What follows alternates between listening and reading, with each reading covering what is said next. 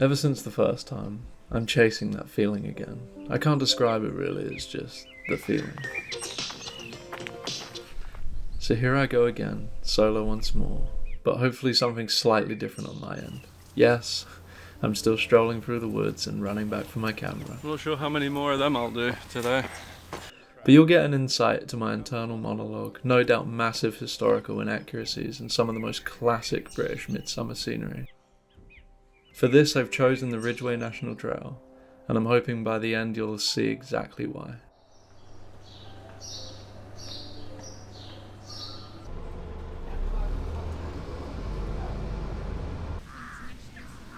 I'm currently stood at a place called Avebury.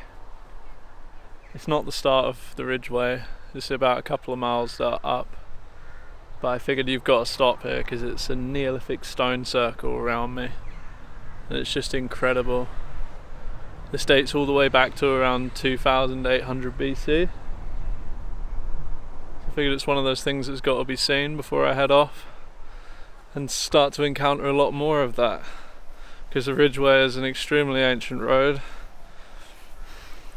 and I'll be going through Bronze Age hill forts, all kinds of goodness, and I'm excited.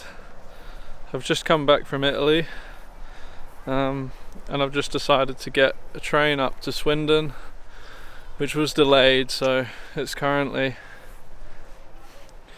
1:15 and I haven't even reached the start of the trail yet, but luckily it's July and I've got all the daylight hours I need today. So I'm still gonna try and hit 10 or 15 miles or so. I'll see how I'm feeling. I don't want to make stupid decisions because this is with the trail all about trying to hit a PB in my first 30-mile day on a trail. So I'll just see how I'm feeling and keep moving.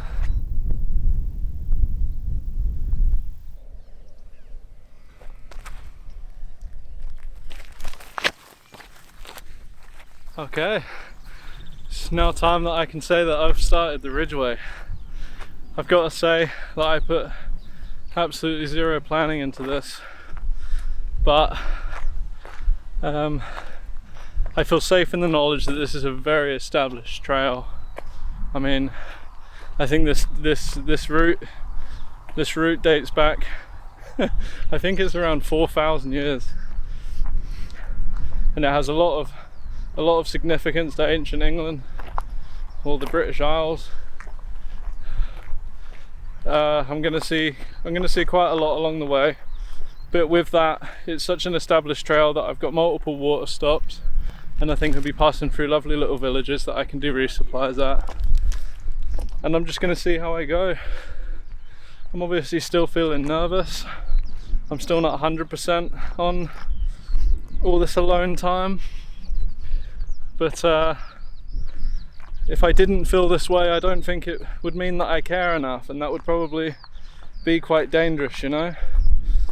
It just proves that I'm always hyper alert when I'm in these situations, and that I always know how to look after myself, you know? I'll just be camping in little nooks from sunset to sunrise. I'll move with the sun and just see how quickly I can get this thing done. It's kind of a little challenge for me, and just see how my body holds up, you know. But yeah, let's get cracking.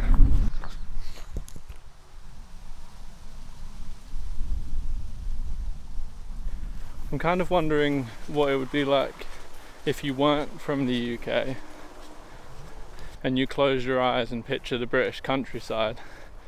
I'm wondering if this would be as close to that as possible, because I feel like it might be.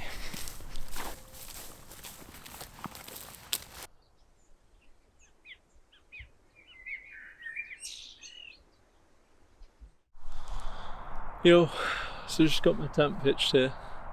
It's typical, I just sort of half panicked and ducked off trail a little bit onto the edge of a farmer's crop, and I've just picked my spot for the evening because I was getting rained on, and I thought there's no point in getting everything wet instantly. But as luck would have it, the second I get my tent pitched, the rain stops and I'm almost getting this gorgeous orange sunset right now.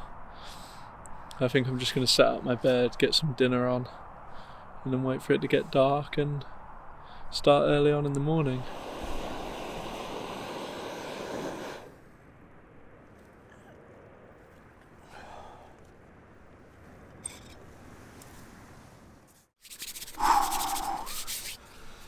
Wow man, I've got to say, it is a pretty cold one this morning. I think it's below 10 right now, and it's literally late July. So I do not have the equipment for this.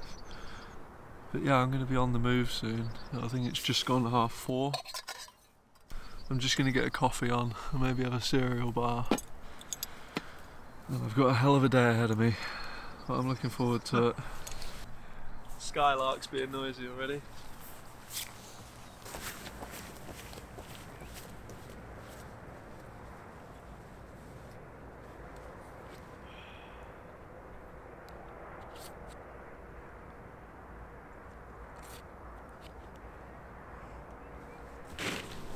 Okay, it might be cold and it's 5:30 in the morning, but it is glorious out here and I can't wait to start the day.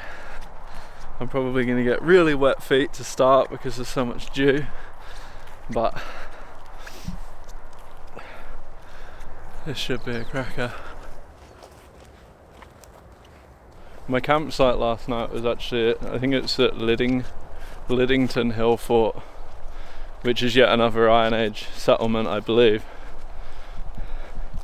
Forgive me if I'm making historical facts and they are not facts at all. I'm just going off what I can remember from what I've read in the lead up to this trail. I'm just enjoying a nice sunrise walking through the wheat fields.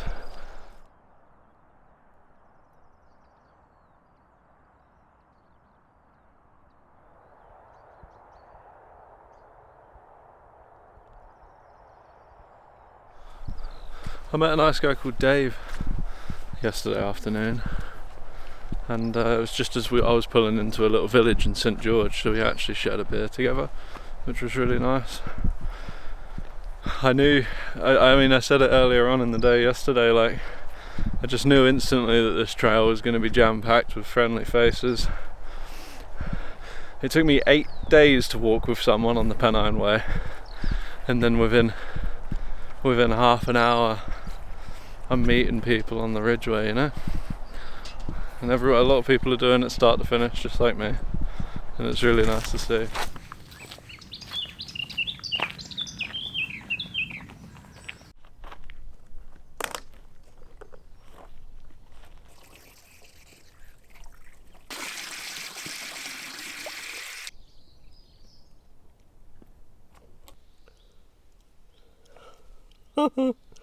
Take your time. I'm just here at yet again another piece of history from the Neolithic period.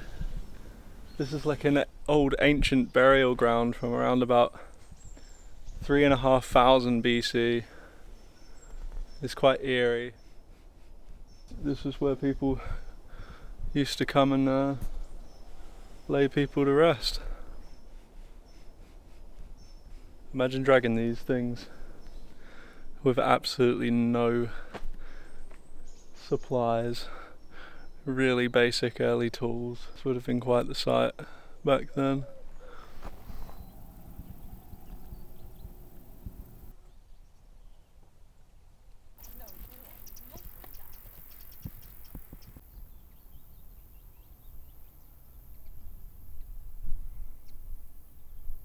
Everything about attempting a 30 is so inspiring and amazing first thing in the morning, but now I'm like 9-10 miles in, I'm thinking, oh god, I got to do that again twice.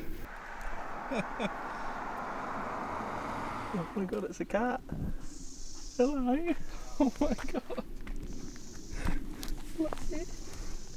You're an old fella. You're big.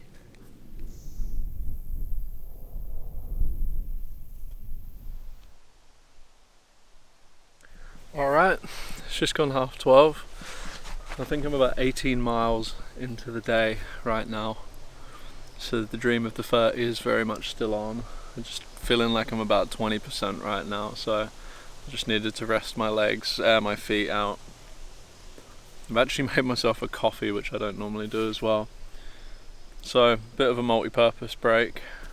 I also airing out the condensation from my tent because it's pretty saturated right now. And yeah, so like give myself half an hour, 45 minutes, and then I'll keep creeping on. It's quite a relaxed trail. If you were somebody that's thinking about hiking a trail for the first time and you wanted to go in a bit softly, you know, it's definitely something I'd recommend. You got water sources, you got little villages to stop in, there's plenty of people around if you feel like you need to have a chat. And there's just, you know, gorgeous rolling fields, loads of history to enjoy. And yeah, so the pathways they're not horrendous. Like sometimes it's like really gravelly underfoot, and it's really does dig into the soles of your feet a little bit, but it's nothing to complain about. I've had a lot worse.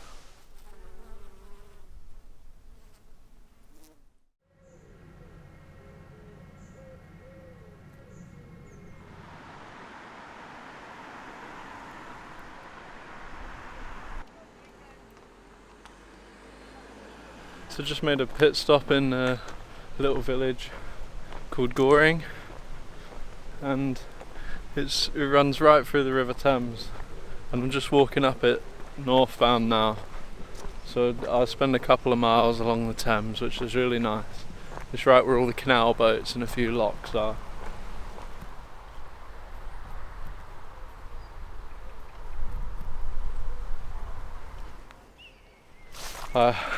I have to admit, I'm over 28 miles right now and my legs do not feel good, but I'm just progressing steadily, and I will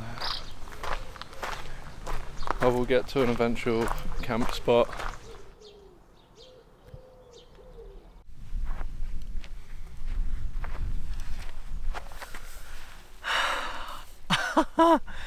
That is 30 in one day. I'm not sure how it's supposed to feel, but right now I just want to go to bed. Jesus Christ, my legs are over it. I'm just gonna hike on a bit further because I'm walking through a village and I need to find a camp spot, so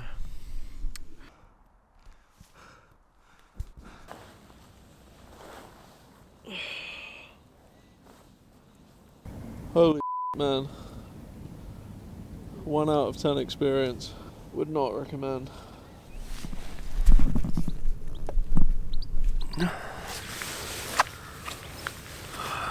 Now, all jokes aside about last night, it's something that I've wanted to do for a while. Just to see if I was capable of it, and I titled yesterday at 35 miles. That is bonkers. Over 70,000 footsteps done in a day. This was the trail that that I'd probably be capable to do it. Like it feels like I've had harder days, just because there's a lot more, you know, I've done trails where it's a lot more mountainous, very undulating. But that was still a challenge in itself, a real big mental battle to get that final bit done. And I needed to get up and away from the Thames to be able to get a camp spot, so. Okay, I'm off the mark again. I am feeling better now I'm on the move. I just really hope that holds out for the next, maybe I'm going to try and get 20 miles today.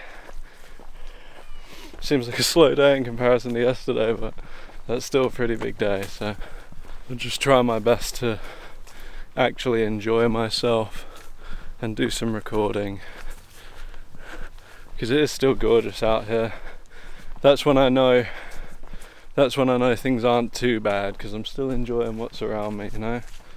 It's always still taking in your surroundings, just staring at an army of red kites most mornings.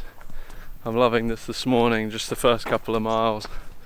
You're going through this green tunnel, and then you just get these windows every now and then where you can just see through into the lovely farmland.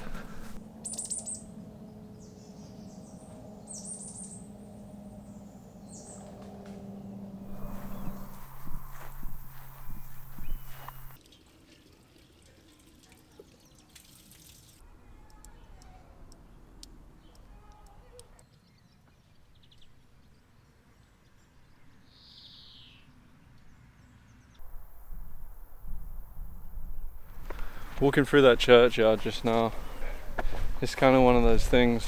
I can sit and I can think and I can complain about the aches and the pains and stuff like that, and then I see, when you see certain types of tombstones, people that should definitely still be here, you know, it kind of reminds you how precious life is, and sometimes you need a reminder about that so you don't take yourself for granted. I could easily be in a position where I can't do this, but I'm not, because I've been quite lucky with my cards dealt, you know. And here I am in the middle of nowhere.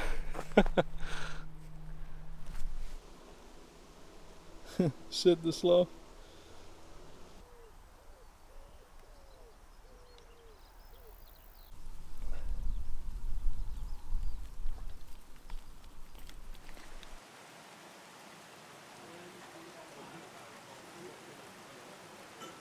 Okay, as you can see right now, I am not outdoors.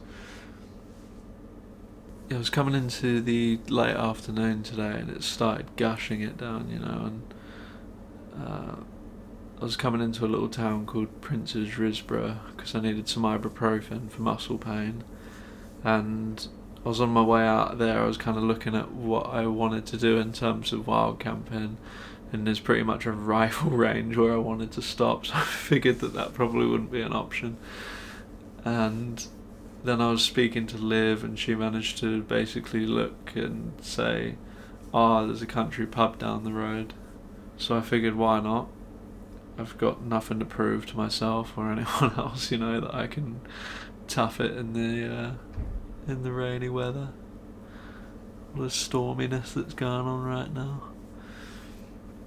So I just figured enjoy a night, rest up my muscles, and then crack on with a big day tomorrow to finish.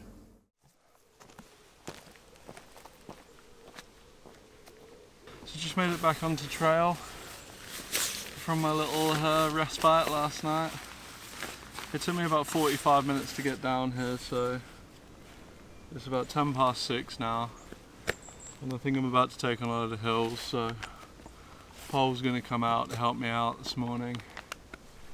And yeah, but you know, just after 6, I've got a lot of time this morning, but I think I've got to be between 18 and 20 miles from this point now. Always remember to look behind you when you've finished climbing a hill. It's unreal.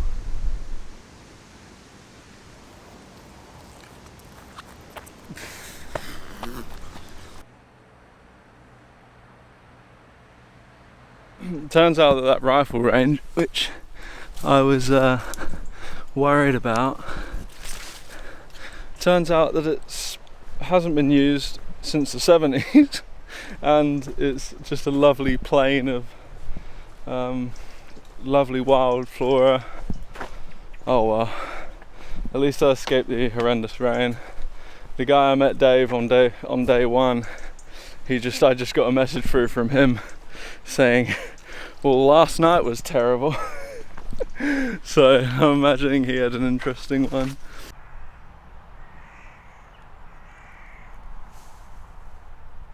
When it comes to seeing red kites on this trail, I think I'm well into the 50s, which has absolutely never happened. I think it's just these counties across here. They're only reintroduced in the 80s, and already their numbers have just proven that they're the most common bird of prey down here. It's quite insane. They've nearly got a 2-metre wingspan, and they're so stunning. This beautiful forked tail. I've just been watching them all the way along this trail. It's been lovely.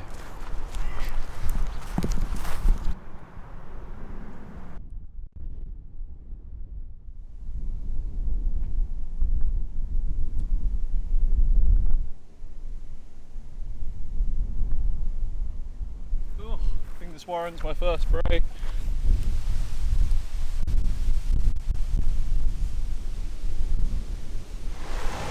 So I'm just passing this really nice market town. I think it's called Wandover, and I was going through, there's all these little marquee stalls and stuff like that, and then I was just wondering to myself, could I really eat a quiche for breakfast?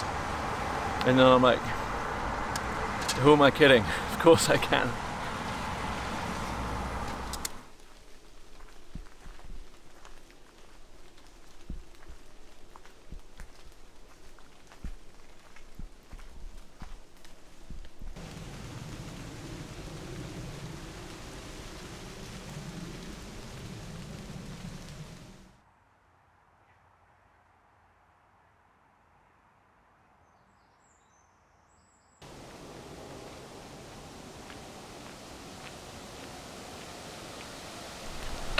Hiking through Tring Park, so gorgeous.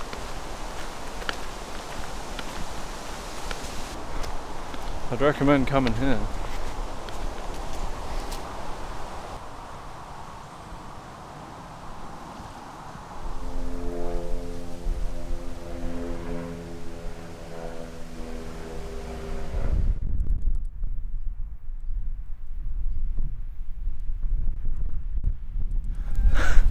Wow, I'm really gutted because I think my lens is too far away, but there is a red kite and a sparrowhawk, it looks like, involved in some sort of aerial combat.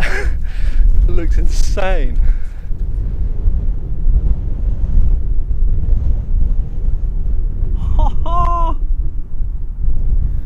You see the brow of that hill there? Right there? That's going to be my finish line. I'm not too far.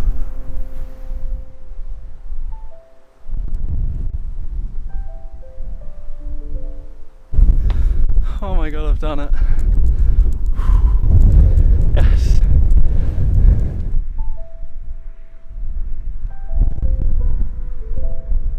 It's quite busy up the top of the hill and it's really windy, and I've just found this little spot that's slightly out of the wind.